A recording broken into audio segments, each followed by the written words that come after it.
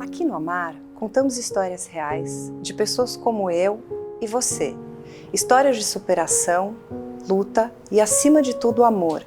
Queremos levar esperança, informação e acolhimento.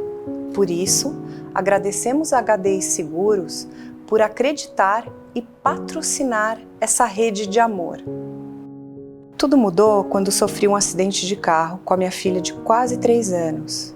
Ela estava na cadeirinha, mas pela brutalidade da batida, sofreu um movimento de estilingue no cérebro e chegou a ser declarada com morte encefálica, com os documentos assinados. Ela ficou 3 dias entre a vida e a morte. Mariana. Oi. Tudo bem? Tudo bem. Esse é um trecho do e-mail que você mandou pra gente, contando tudo que você viveu nesses últimos 3 anos. E obrigada por ter vindo até aqui hoje dividir tua história com a gente, né? Eu que agradeço. Em 2017, quando a Maria tinha 3 anos, vocês duas sofreram um acidente de carro. Conta pra gente o que aconteceu. A gente estava em casa, era um domingo, por volta de 1h30, 2h da tarde, e a gente tinha uma festinha infantil para ir. E coloquei ela na cadeirinha do carro. Né, lembro direitinho de eu fechando o cinto, até eu sempre falo isso, que não deixar fora da cadeirinha nem quando estiver muito perto de casa, porque Nossa. Foi muito perto de casa. 2 minutos de casa. E aí na rotatória um rapaz passou no sinal vermelho e bateu na lateral do nosso carro. O meu carro capotou, né? Como ele bateu na lateral, o meu carro capotou. E ele, né, a gente descobriu depois que estava assim, vindo de uma festa, né? Tava com pessoas ali, bêbadas, tal. Então, assim, a gente indo para uma festinha, né, infantil, num domingo à tarde. E foi onde, assim, teve o resgate. A Maria foi resgatada até pelas pessoas que estavam ali. Tem um rapaz que virou até nosso amigo, assim, a gente fala que é o anjo da Maria, que ele estava almoçando na padaria do lado e quando ele ouviu o barulho, ele saiu correndo. E ele veio me socorrer, eles queriam me tirar, porque eles achavam que podia acontecer um incêndio ali, alguma coisa. E aí eu falei, minha filha, minha filha, minha filha. E o James abriu a porta e ele, depois a gente se encontrou e ele contou isso pra mim. Ele falou, Mari, na hora que eu abri a porta, eu vi ela estava com o olhinho estatelado, assim, ó, sem chorar, sem fazer nada. Eu falei, já foi, né? E ele tirou o canivete, já cortou o cinto que prendia a cadeirinha no carro. Sim. Parou uma pessoa na rua e abriu a porta do cara e falou, você vai levar essa criança no hospital mais próximo. E o rapazinho levou. Eu estava presa nas ferragens, né? Eu tive fratura de talos, maléola e rótula. Então, assim, aí ela foi assim, o que salvou a vida dela. E ela chegou nesse hospital? Ela foi chegou, atendida? Eles levaram no hospital mais próximo, porque estava muito grave mesmo. Aí já entubaram ela, já colocaram o colarzinho cervical e encaminharam ela já para um outro hospital para ela já fazer uma ressonância. Quando ela entrou, viram, né, o estado que ela estava e tudo, e já liberaram para os familiares, para quem quiser ver, despedir, né? Não falaram, vem despedir dela, mas assim, já deixaram entrar. Enquanto isso eu estava internada, não estava participando disso tudo. Daí eu perguntava o tempo todo, e a Maria, e a Maria, e a Maria, né? E o pessoal, ela tá bem, Mari, fica tranquila, ela tá bem. Só na segunda-feira, quando a psicóloga entrou no quarto e falou, Mari, você não quer ver sua filha? Eu falei, não, ela tá na UTI, né? Me falaram? Sim, ela tá na UTI. Eu falei, então, ela não tá bem cuidada lá?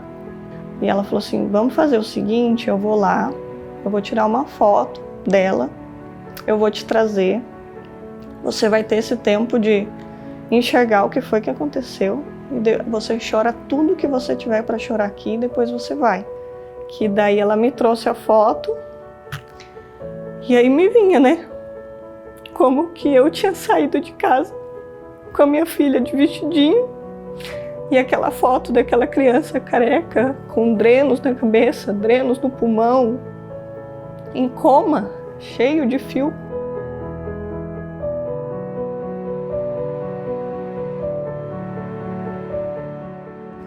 E aí eu chorei, né? A psicóloga ficou ali dando aquele apoio. E aí eu respirei, falei, bom, vamos lá. Falei, oi filha, mamãe tá aqui, a gente sofreu um acidente, a mamãe não te abandonou, eu tô internada assim como você, desculpa o sumiço. e em breve a gente vai sair disso tudo. Eu só queria te pedir para lutar.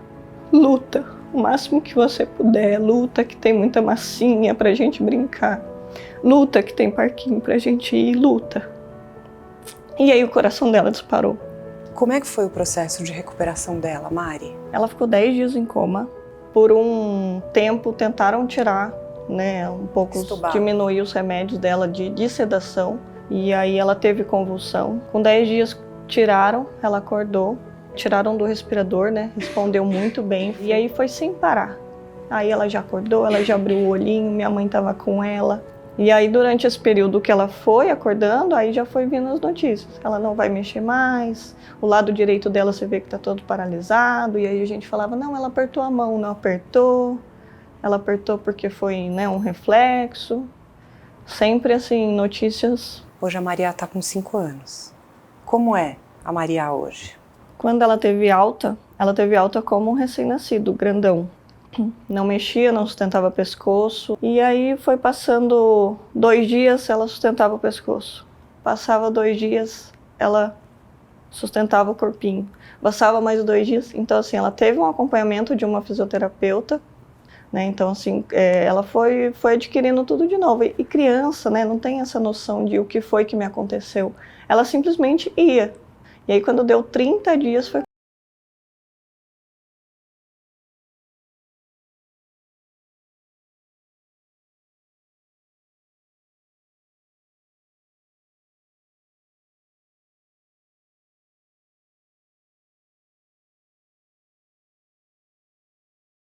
lá, foi isso que aconteceu no acidente, por isso ela não enxerga, não é uma coisa que quem trabalha na área pode olhar para ela e falar, ela tem um pouco a menos de força do lado direito, mas quem não trabalha não repara. Corre, anda, faz bagunça, acompanha a escolinha, adora a escolinha. E depois eu levei ela lá na UTI, todo mundo, né, na UTI, assim, olhando ela correndo e chorando, porque não era uma coisa esperada mesmo, pela quantidade de massa cefálica que ela perdeu, por tudo, né? Pela gravidade toda do acidente. A Maria lembra alguma coisa do acidente? Lembra.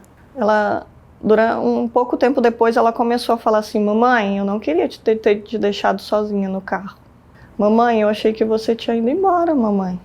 Né? Ela falava umas coisas assim, porque assim, ela, quando sofreu o acidente, ela já dormia no quartinho dela, ela já tinha uma certa independência, né? E depois do acidente ela regrediu bastante, assim, de grudar em mim, de ficar comigo, né? E aí eu fui conversando com ela. O que aconteceu foi um acidente, você não precisa ter medo, né? O que tiver que acontecer a gente vai passar junto, a mamãe tá aqui. E aí ela foi melhorando.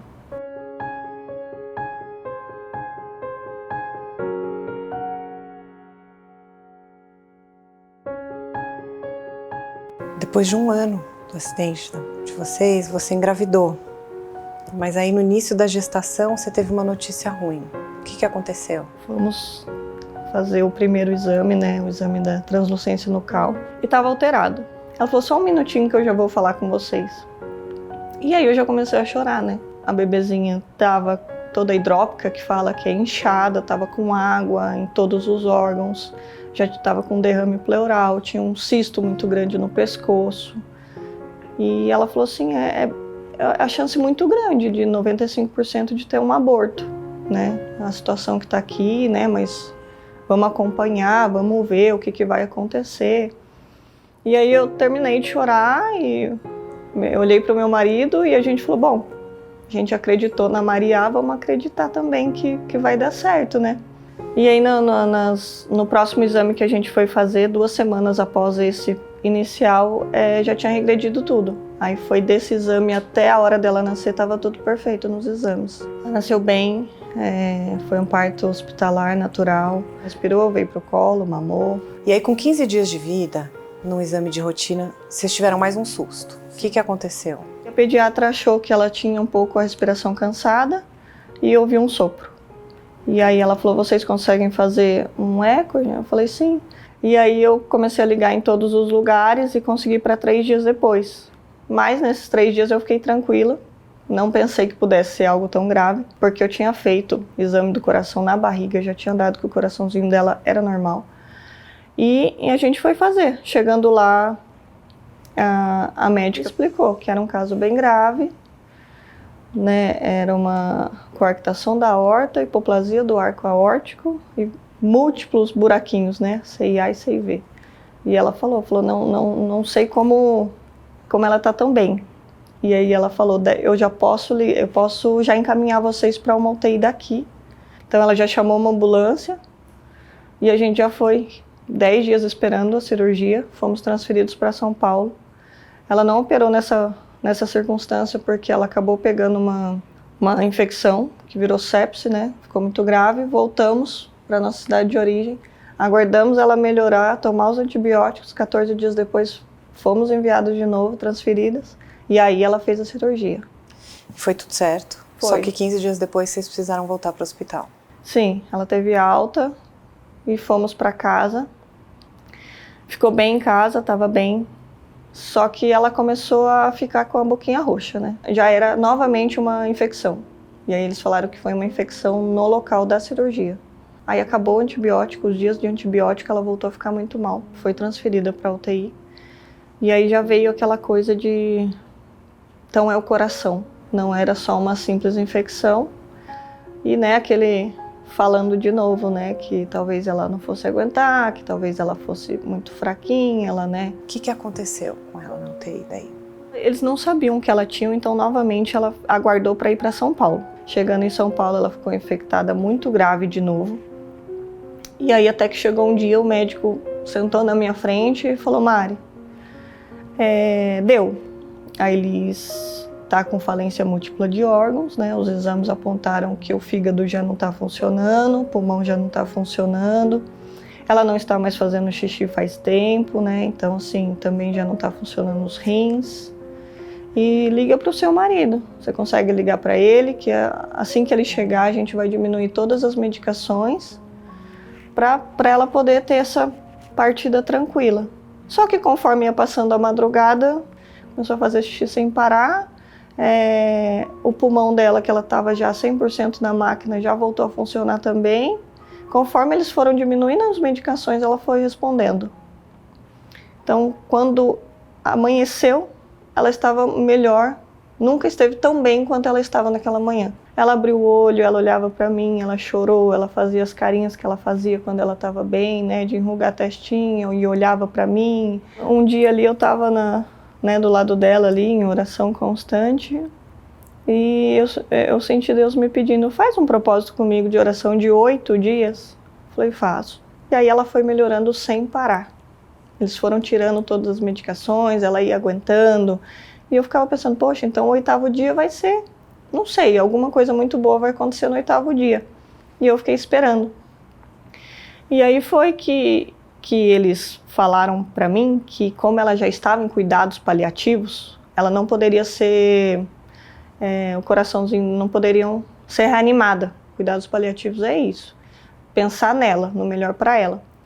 Na manhã do 8º dia, levantei, fiquei ali do lado do bercinho dela, e os batimentos cardíacos foram de 140, 130, 120, 110, 100, 90, 80... Aí eu saí, tinha, né, uma técnica de enfermagem ali fora, eu falei, olha, você pode ver, porque o batimento cardíaco dela tá caindo. E aí ela foi, pegou, né, pra escutar ali, ela falou, não tem batimento mesmo, chama a médica pra mim. E quando eu estava saindo, eu dei de cara com um carrinho da parada cardíaca entrando. E tudo aquilo que eles tinham conversado comigo, de que ela não poderia ser reanimada, no momento deu um... Falei, como assim? Pra onde esse carrinho tá indo? Então eu acho que eu fui a única mãe da UTI na história ali que eu parei e falei, não, ela é cuidado paliativo. E ela foi com o carrinho para dentro. E eu estava lá fora, falaram assim, Mari, vai lá que a médica quer falar com você. Eu entrei e a médica com a pá em cima da Elisa, assim, falando, você quer que reanime ou não? Eu falava, eu não estou acreditando que você está perguntando isso para mim agora. E ela falou, sai que eu vou reanimar. E aí eu saí. E quando eu estava lá fora, escutei assim todo mundo comemorando, parecia assim um gol de Copa do Mundo. E aí veio uma enfermeira muito querida, a Paty, falar comigo, falou assim, Mari, o coração dela voltou a bater, sozinha. Antes que a médica pudesse colocar, voltou a bater o coração dela, sozinho. Você quer entrar? Ela tá lá ainda, Mari, entra. Falei, poxa Deus, então é isso, né? Então parou o coração dela e o Senhor fez aquilo que eu pensava, que se o Senhor quisesse, o coração dela ia voltar a bater. Entrei muito emocionada ali na sala, mas aí foi onde ela olhou para mim com um olhinho assim de sofrimento, que ela não costumava ter. E ali parece que eu entendi que não era para ela ficar daquele jeito, daquela forma. E aí eu fiquei olhando ali para ela olhando para mim, tipo, com um olharzinho assim, poxa mãe, tá difícil. E eu sempre falei com ela, né? Sempre abaixei e falei, Elis, você vai lutar por você até onde você aguentar. A mamãe vai sofrer se você for, vai. Mas eu prefiro sofrer de saudade, eu prefiro sofrer eu. É o meu sofrimento. Aí eu vou estar tirando o seu e é isso que eu quero. Então, assim, ali parece que ela me falou, mãe, agora não dá mais. E aí eu ajoelhei assim na maca, assim, no bercinho dela e falei, é tua, Senhor. Eu entendi o recado, eu entendi que o Senhor tem poder. E aí peguei o pezinho dela, dei um beijinho assim no pezinho dela e saí. E aí foi onde eles tentaram ainda reanimar mais um pouco, mas ela não respondeu a nada. Nem a injeção assim direta, sabe, nada. Ela não respondeu mais, ela foi.